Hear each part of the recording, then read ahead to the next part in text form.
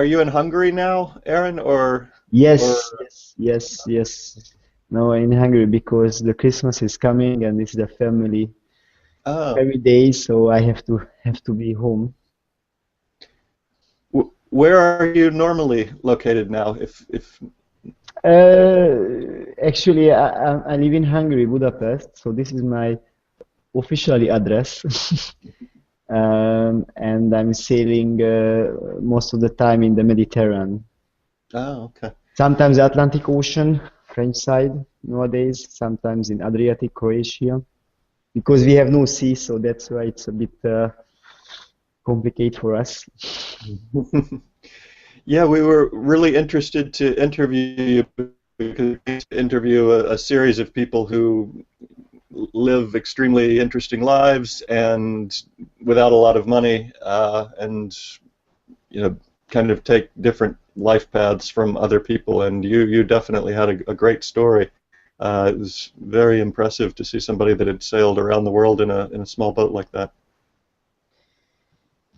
Yes, so I don't know when we start the conversation or not. So just because I have a long sentence for in a polite way, Yeah. or a longer answer, a friendly way. So, but it was 6 years ago when almost 6 years ago when I finished the sailing around the world project. So it was. I remember, of course, because this is my life, but it was a bit for me like a history. Um, but what I am doing now, it's also I'm a free man, so it's very rare nowadays. But I do what I like. I'm sailing instructor in my small company. I'm really relaxed people, so I'm not working hard. So and I'm sailing continuously. But of course, this project, the 3 years around the world, the trip was the most interesting and most the big story. So actually, because small boat, old boat, and uh, and of course sometimes not really safe boat. I don't know you know the sailing or not, but. With the lake boat, we said daily sailor, which means small cabin without comfort. And this boat is from the 70s, so it's not a the sailing is a technical sport, but the sailing with the Carina is not a technical sport. It's a bit a bit. Different. We said adventure sailing.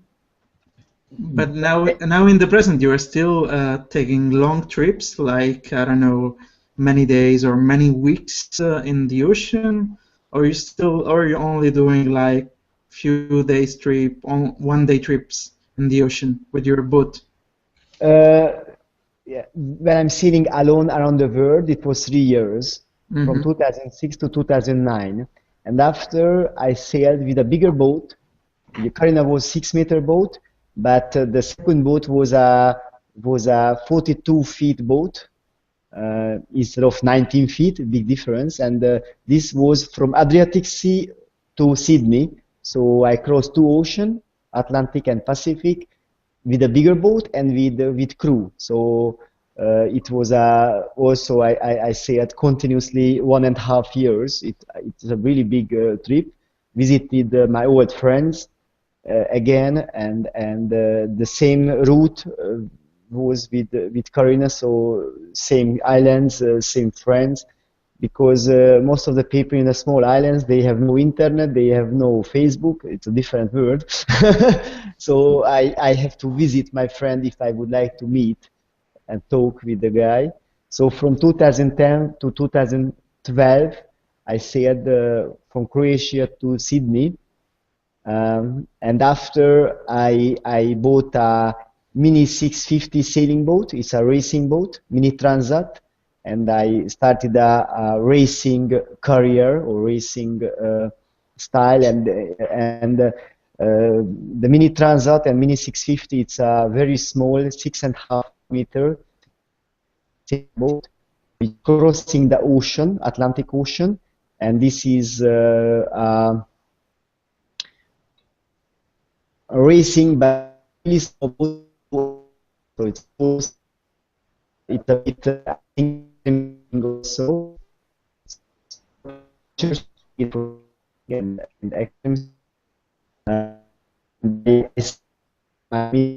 the racing boat this year, November. So I finished my big racing career, and of course I have no sponsor, so this was the big problem. So and nowadays I'm not sailing, not crossing Atlantic Ocean or like this. I 1 week sailing trips, and I teach the people sailing, and I not just teach the people sailing, but I think I teach the people how they connect to the nature, how they have to see the sea, how working, what is the sea. So not just a technical issue, what is the sailing, of course necessary, the basic is the techniques, how you steering, how to handle the sheets and the sails, but also very important, see the nature, not just because of the storm or the gales coming, and you have to know before it's arrived, the bad weather, but it's also important to see the nature, because first you enjoy more better, you enjoy the sailing more better, and secondly, not just enjoy the sailing, but you understand the sailing more better, because the sailing is a possibility to connect to the nature, because you can be harmony with the sea, and you can feel the sea more better. So this sailing is not just a sport, it's like most of the people told me this, so it's not my my view of this sport, but I talk a lot of people about sailing, and you know, the feedback or different instructor, and I feel most of the people who come to sail would like to get this freedom and try to get this connection, and I have to help this process, you know, and they have to have a relaxed mode, so they have to not afraid, or they have to be peaceful and relaxed mode and a bit happy, and in this state they can get experience, they can have the feeling, and of course the dolphins and the uninhabited islands in Croatia. We have like more than 1,000 inhabited islands, so it's you can be in the nature, a lot of national parks, so this also helps. So it's actually 1 week trip, 1 week sailing trip, but I think it's more than 1 week in a different time, in a different system. Yeah, so you mostly do it out of Croatia? Yes, this is really close to Hungary. So, and this is the biggest charter central in the world.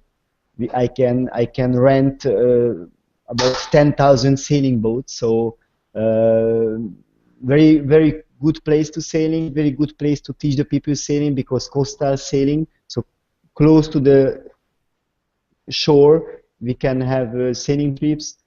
And of course, almost 1,087 or like these islands, 4 national parks. So of course we go Greece, of course, and Italy. It's also not far, but 90% my sailing trip in Croatia nowadays. Yeah, when I was there many years ago, I thought it looked like a beautiful area for sailing. I'd always wanted to go back and go sailing in the islands off Croatia. It really looks like one of the best places in the world for sailing. I guess you're an expert on that, though. What are some of your favorite areas in the world where you've sailed? Yes, this is my point. Of course, my favorite place actually Greece. I started the sailing in Greece. and it was 21 years ago. It was 1994 when I started sailing in the sea. Before I just sailed in the lake of Balaton in Hungary, and of course the lake sailing is a bit different. So my favorite in Greece, but for example in January and February I will go to Caribbean Sea, and I will have sailing trips in the Caribbean Sea, Martinique and St. Lucia, St. Vincent, this area. And I spend many months in the Caribbean Sea. So not every island, but almost every island I visited, and I can recommend to everybody. But my really favorite is the Pacific Ocean, and in Pacific Ocean, Fiji. So in Fiji, 320 islands and lot of small remote place where you can be really alone and without internet and without civilization. It's a perfect place to find the harmony. So, but of course, it's more distance. So nowadays only Caribbean. But so you feel happy when you're there in the middle of the ocean alone for long periods? You feel very connected? For me, after 3 years, for me, after 3 years sailing alone, it's a bit different. So for me, it's not a big and a new adventure, because I know what is this. But I like it. So when I go sailing alone nowadays, I like it. So I really prefer. But after 3 years, I like more better sailing with crew, and I feel more better myself when we are more people really together and a really good community, a really good team.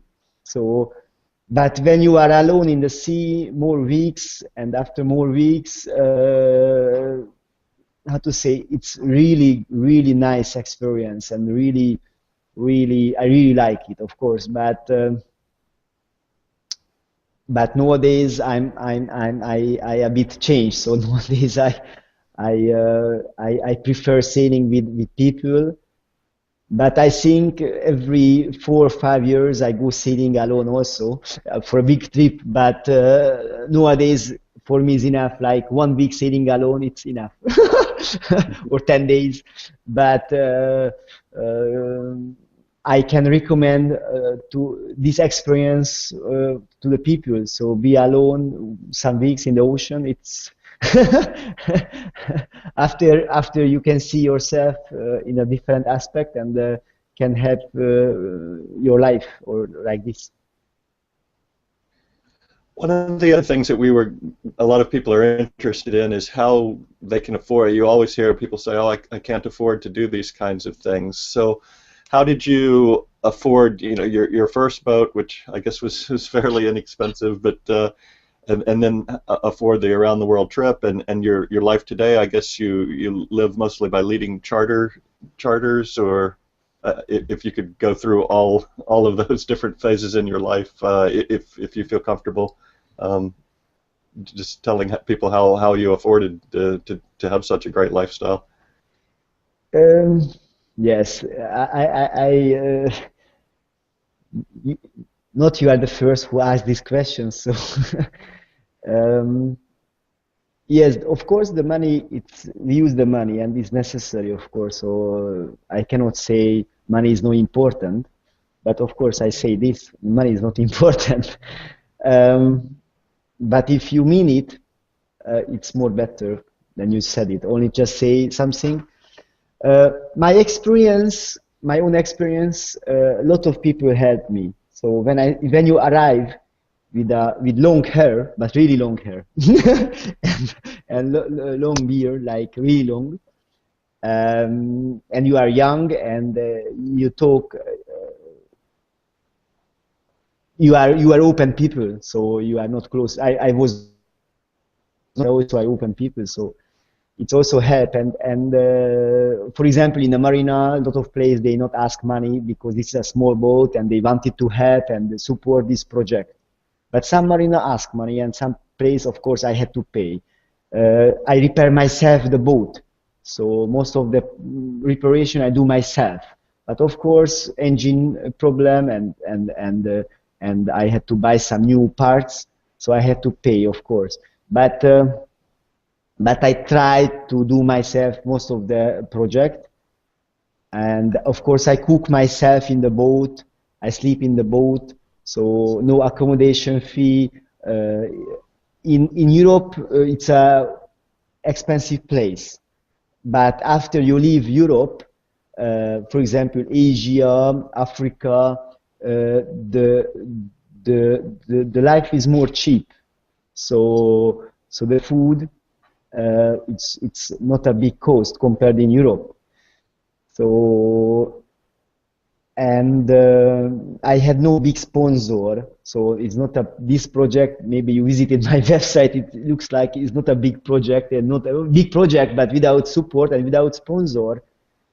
But it's important because I do myself everything, and of course, a lot of people help me. But this gave me a freedom.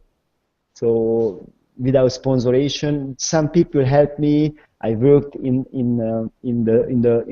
I was in Fiji and other place. I worked there. I repaired different boats. I was crew in a fishing boats. So I tried to find jobs.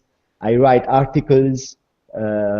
And before I left Hungary, I worked 2.5 years as an engineer, electrical engineer, and I tried to collect money, and so everything was small, and I tried to optimize and tried to spend just a minimal money that is necessary. Try to, and nowadays I live like a same way. Of course, I have a house, and of course I'm working in a company. So I have to say I normal people, but this mentality I don't like to spend the money and to shopping and this is not my word. So of course. The boat was not really expensive because it was an old boat, and I repaired myself. And 2.5 years, actually 2 years, I worked Saturday, Sunday, and evening times to paint, to repair the hull, so and the inside also. So it was a small project and a cheap living. So I think the average people can afford this if he really want. You know, if you really want to do it, you can do it. But you have to want really 100%. So not just like it a bit and try, because most of the people live like this way. Okay, I try, but it's nothing happened. You know, in the ocean, you have no second chance. So in the middle of the ocean, you have to do maximum everything, and you can't make mistakes. Okay, maybe one small mistakes you can do it, but most of the time you can't do 2 mistakes.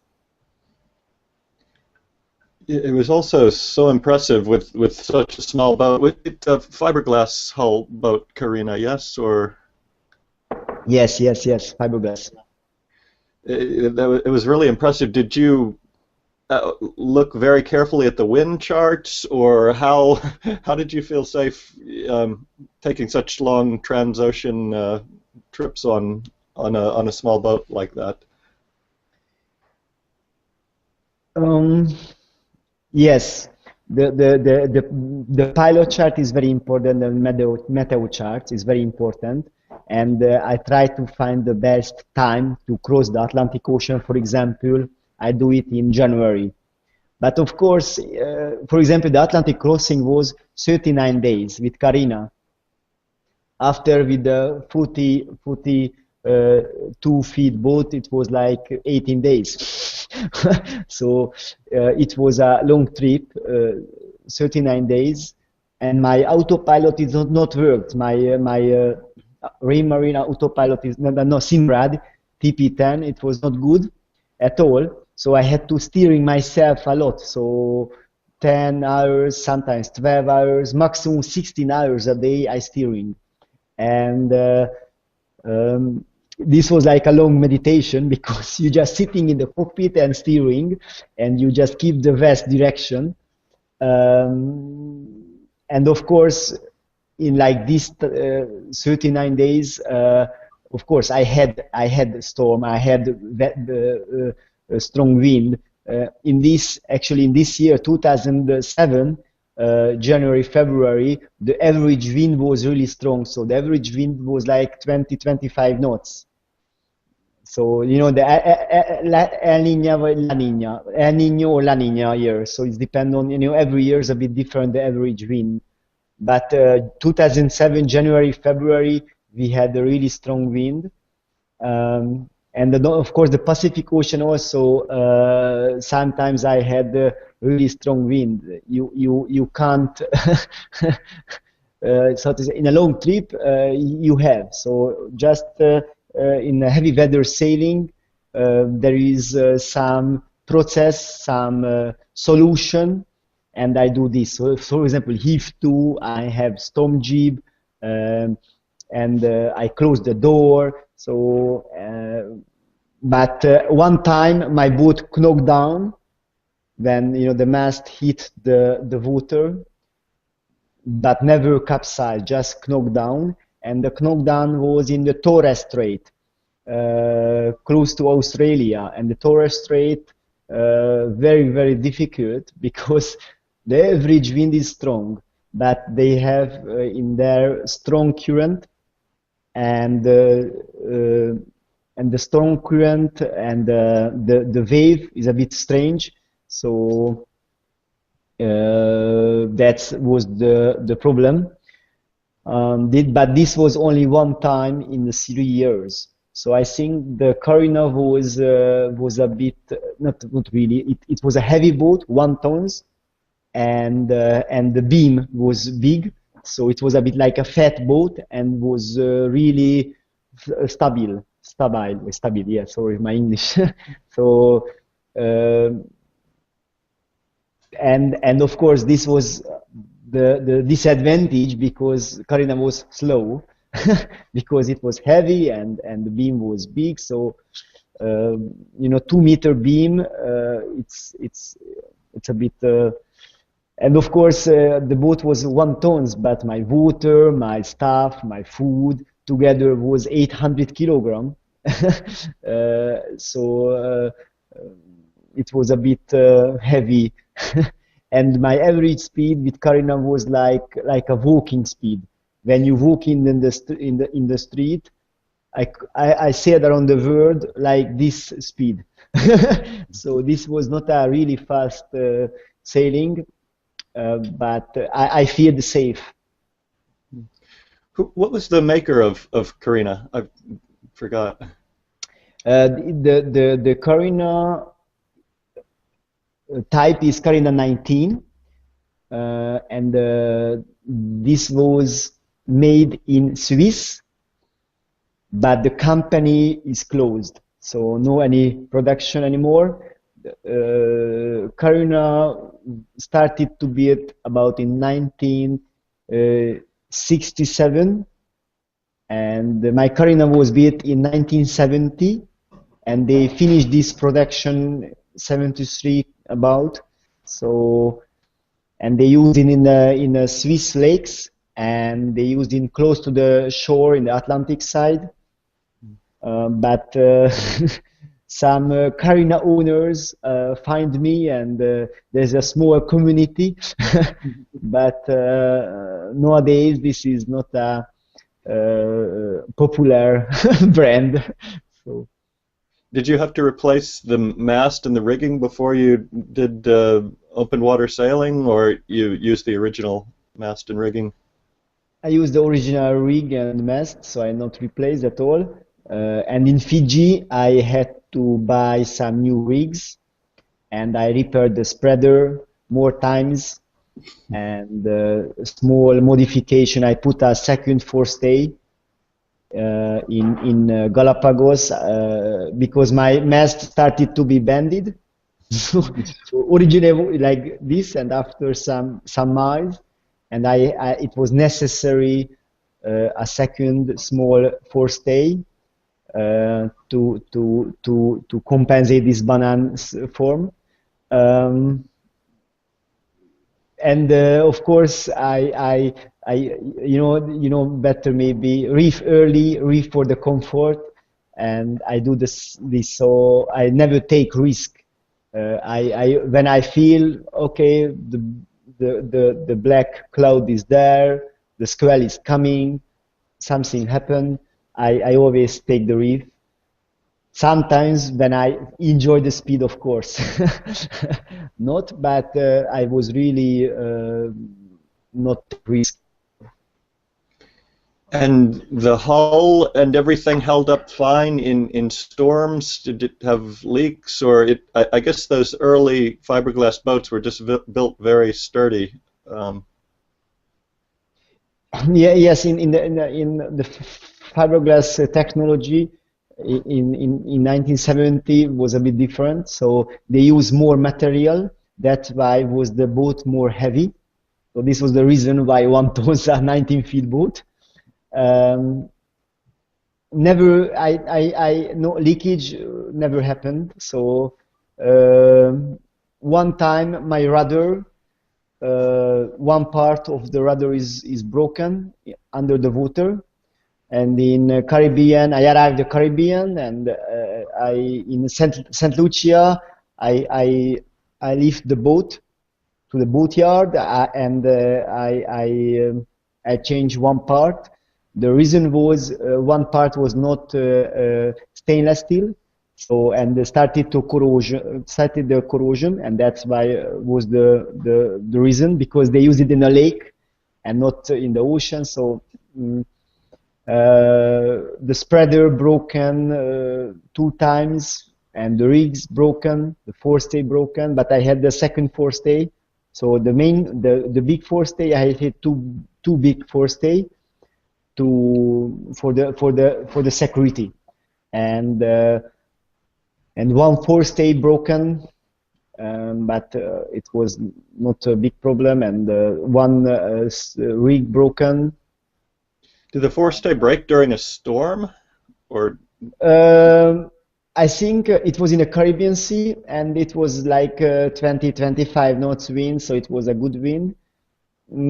But you know, my trip was always longer than the other boats. Other yacht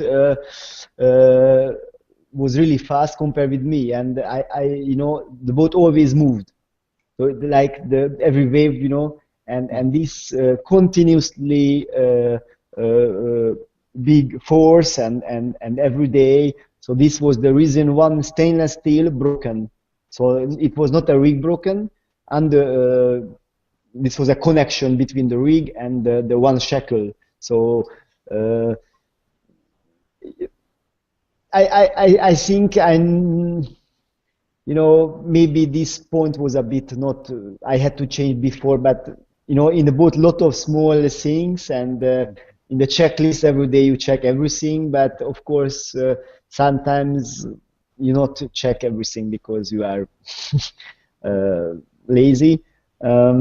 Sails broken continuously, so I used the original sails, original mainsail and original jib until Panama, and I had to repair a lot because I have strong wind continuously, and the old sails and the UV, the sun.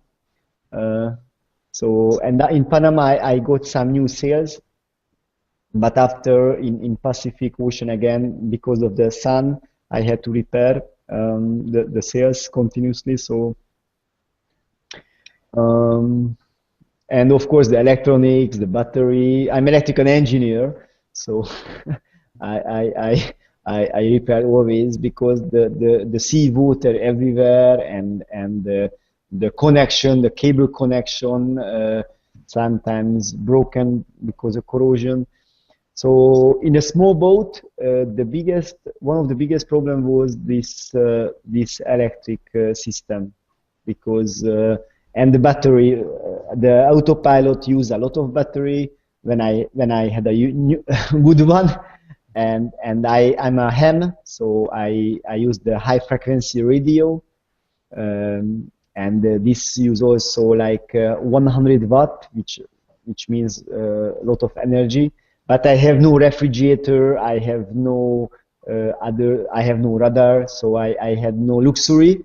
But the autopilot and the lights and the high frequency radio use a lot of electricity, and my solar panel and sometimes my wind generator was not enough to charge the battery.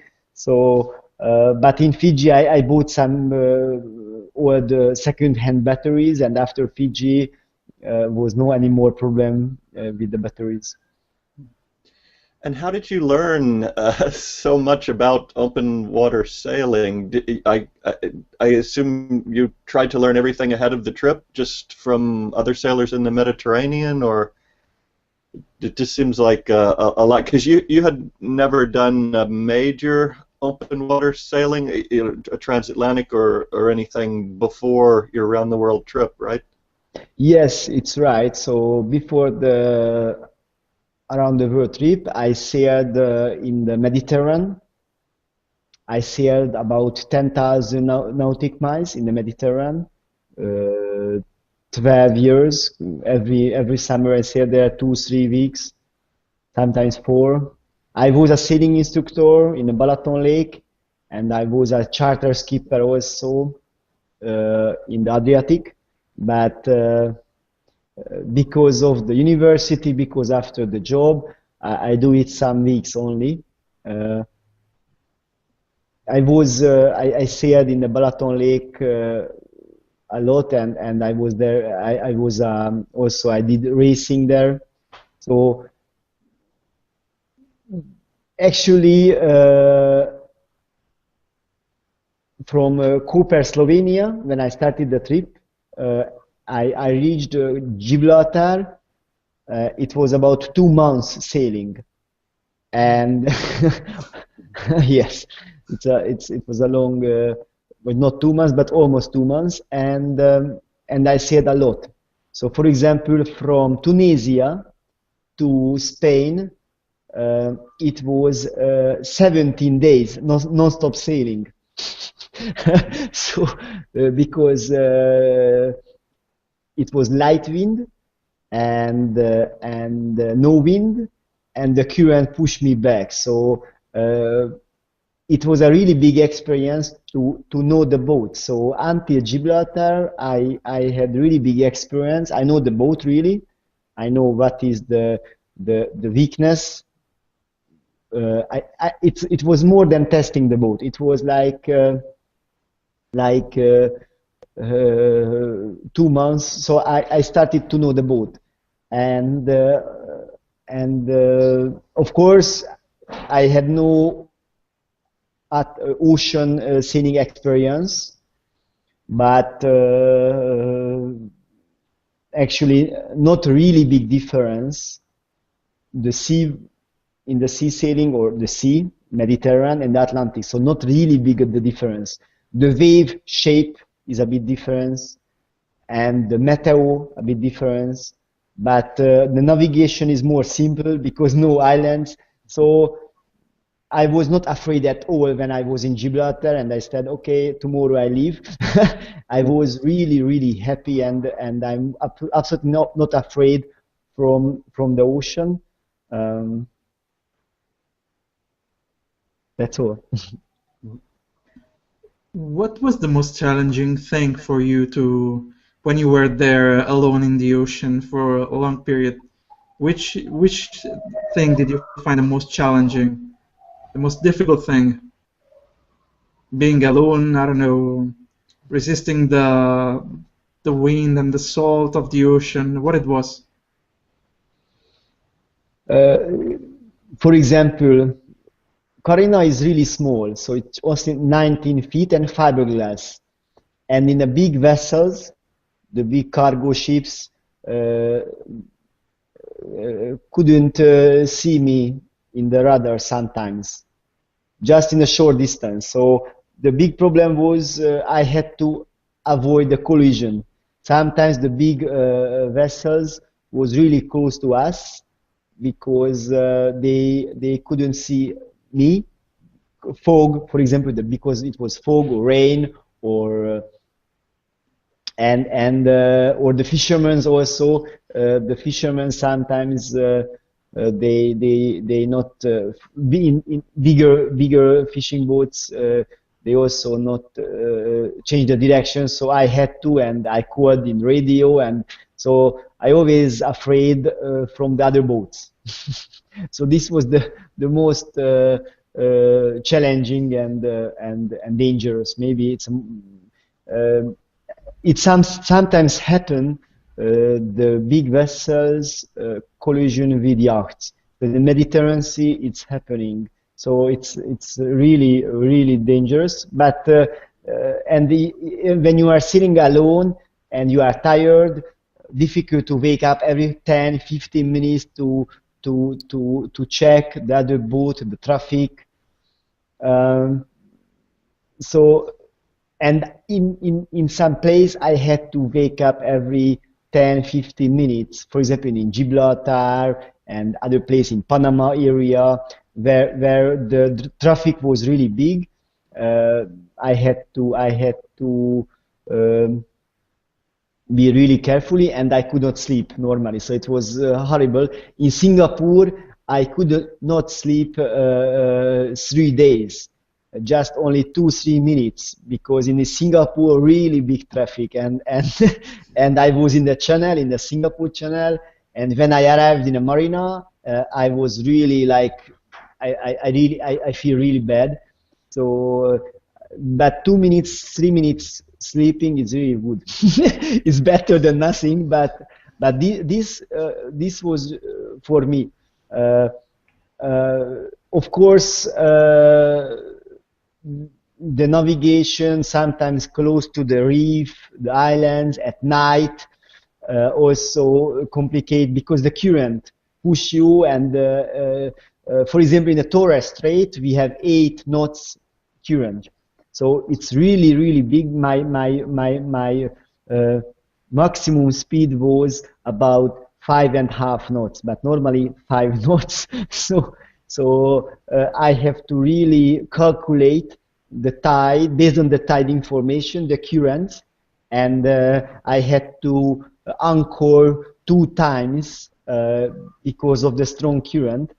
And this calculation and the planning, do a passage plan in a critical area, because when you are tired and you are a bit sleepy, you sometimes you made a wrong answer, a wrong solution. So sometimes you made mistakes if you are tired. This is the problem. And if you made mistakes, it's more job. But for example, evening I wanted to eat a nice soup, but the wave was big and the boat moved a lot, and my soup was in the bed. So this is a typical evening in Carina. So after this dinner, I was not really happy. So in the Mediterranean, September, October, November, it's also cold, and but after, when I left the Mediterranean Sea, I started to sailing in the subtropical and after tropical area, and the weather was good, so I was not cold at all. But before, it was also a problem, a lot of rain and cold weather, and in the Carina, no heating, of course. And the big difference, Carina and between the Carina and other boats, the maintenance. I had to work really hard in the continuously maintenance in Carina, The other yacht, you know, they had really minimal maintenance, because they had a standard boat and a standard solution, and the other yachts normally made for the sea and for the ocean sailing. But Carina was a really big boat, and a lot of problems, and I had to paint and repair a lot. So this was this. They sometimes they said that the teeny yachting, this is not yachting. So the Tango India November Yankee, this is a teeny, and the teeny sailing this is not yachting. It's a different sailing style. So it's like a bit adventure. What would you say were the changes in your outlook and feelings from when you were leaving to after the trip? Did you develop a different life plan or a different way of looking at things, or how did you feel after such an amazing trip? Yeah, so I'm really happy I'm alive, So so this is also very very important, because I enjoy the living and I like living the earth. So I'm really happy to live here, and I think this is the first point. Most of the people in the world, they not understand this first point, but I really understand, because I was lucky, because this was a risky sailing at all, and I'm here again. I meet again my father and my family and my friends. So in the Christmas time, as meaning more deep and more special. So I feel I'm really lucky, and I feel I'm really happy. So I'm a happy people after the trip. But of course, I'm thinking always, why I'm living. So maybe I have to do something, and so it's not just a comfort life. Oh, I'm happy and I'm lucky, and I feel that I have to do more for the people. That's why I started teach the people sailing. That's why I try to, for example, I try to teach the blind people sailing in Hungary, and the Down syndrome people teaching to sailing, and I went to prison and this type of place to motivation speaking in the prison and other place. So I have lot of this type of project. So I feared after this trip, I wrote the book Peace and Wind. This is the book title, Peace and Wind. And when I finished the writing and I published the book, Peace and Wind, 3 Years Around the World, this is the full title in Hungarian language. I closed this adventure and I started a new life. So after this trip, maybe I have a new life. I try to give to you what I really feel, and the new life. It's but I'm the same person, and I think I'm not really changed. Just I try to review my life more frequently, and I try to be a better person and do more to do this way of my living. So because I feel I'm really lucky and I'm really happy, and I feel it's a bit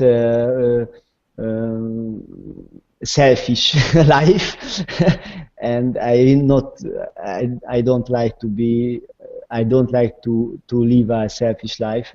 I think it's really, for me, it's really like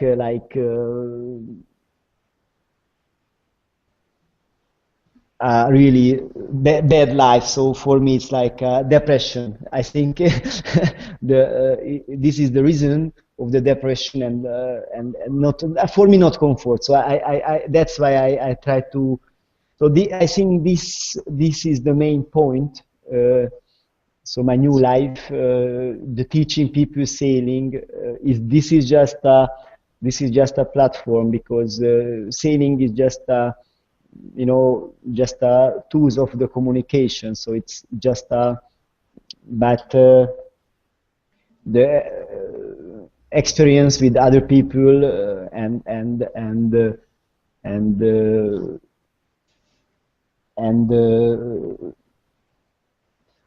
my English is a bit not enough for everything, but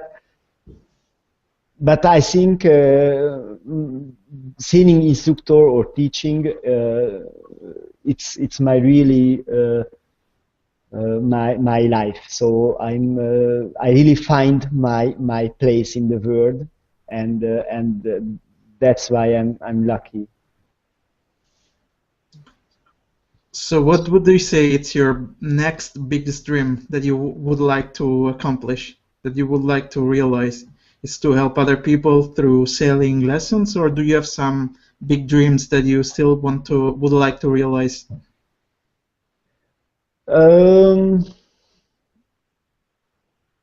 Yes, I have a sport association. So, and of course I have a daily routine, and I have some, I know what I'm doing. And for example, I have a sailing camp for children in the Adriatic Sea, and I sailing with children 1 week. And of course one teacher with me, so I'm just a captain and the organizer, and one teacher, she help for the food and everything. And for me, and sailing with other people, it's enough. So I don't like nowadays in the next 2-3 years. I really didn't like to sailing alone again. So I'm sure. Of course, there is some interesting place where I can sail maybe, but nowadays I'm just trying to find myself. So I'm not, I just sold my racing boat 3 weeks ago, and I closed the project, the Mini 650 sailing, the racing project. It was 4 years. So now I started a break. So I'm really I'm not ready to start project and start big things and big adventure. I think maybe after 1 year I can tell more, but I feel a bit I'm empty, and and I don't want to do nothing big. So I'm for the next year, absolutely enough for me sailing in the Mediterranean and organize sailing trips and teach the people sailing and team building sailing and etc. So a lot of sailing, and maybe next year actually the new project is the children who has no enough background. They have no enough money because they coming from a really poor family. So in Hungary it's about 50,000 children. So, and I would like to start the project to sailing with the poor children, and in the lake of Balaton. So it's actually 15,000 children. So maybe it's a big project because the boat is limited. So I think actually 50,000 children, poor children, sailing, it's the biggest project, but not really extreme. So this is my next year. And what advice would you give for people that are considering pursuing a big dream or goal like yours? I mean, so few people do an amazing thing like that. What do you think helped you to undertake such a unusual voyage, and what advice would you give to other people that are looking at pursuing a dream that most people just can't imagine?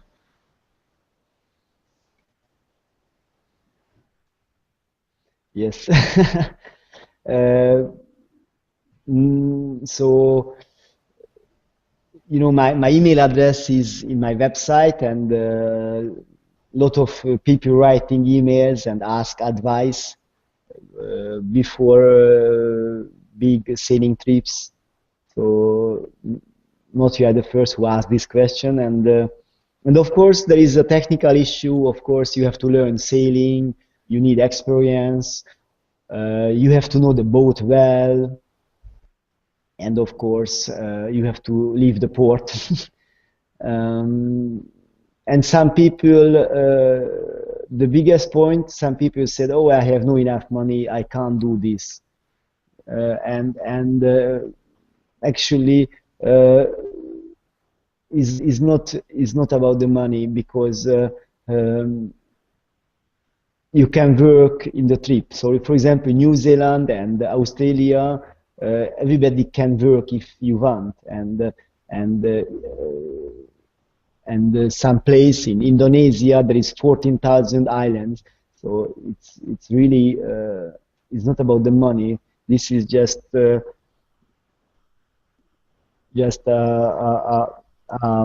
wrong way. So I think the experience is very important, because you can sail around the world in a lot of ways, so, and lot of different style. And for me, for example, I sailed around the world with a very small boat and very old boat, and my sails was repaired, and it was I was a very interesting people maybe, but I was like average people. And the people, I arrived the islands, for example, French Polynesia, Nukuhiva, Martinique, and the young local people come to me, and we spend a lot of time together. I speak a bit French and Spanish also, so it's also help if you know some language. But I also learned the local language. When I arrived somewhere, I started to learn the language, and it was very important to, for example, in Fiji, I was 6 months in Fiji, so I had enough time to learn a bit the language, and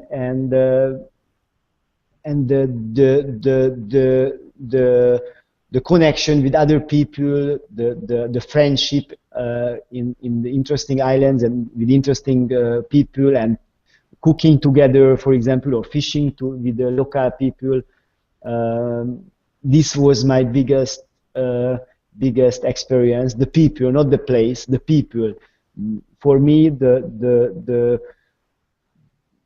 what I can recommend to the people who would like to sail around the world: focus not just the place, not just the best beach in the world, not just the best volcano or the biggest volcano or the tourist place. Okay, the tourist place may be nice, and based on the Lonely Planet, maybe you can visit it, but meeting with real people and live there more weeks, and I think this was my biggest experience, and this was what I really liked in my trip. So I was 26 when I started sailing, and I was 29 when I arrived. So I was about the 20s, and most of the yachties is about 60s, 70s. So it's a different generation. And of course, when you are a bit older, maybe you are not really more open anymore, or I don't know, of course. But I had some very good friends with other yachts, from other yachts. So this was also a big experience, and I keep the contact with a lot of friends who also had a yacht and sailed there when I was there. So so I think focusing for the people, and this is really important.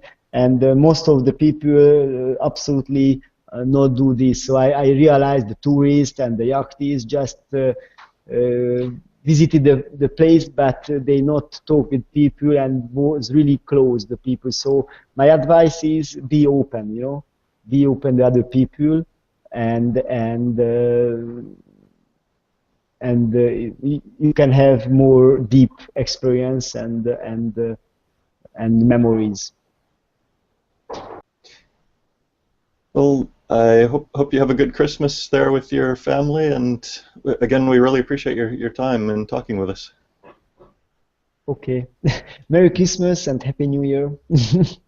To you too. Thank you very much for coming. Welcome.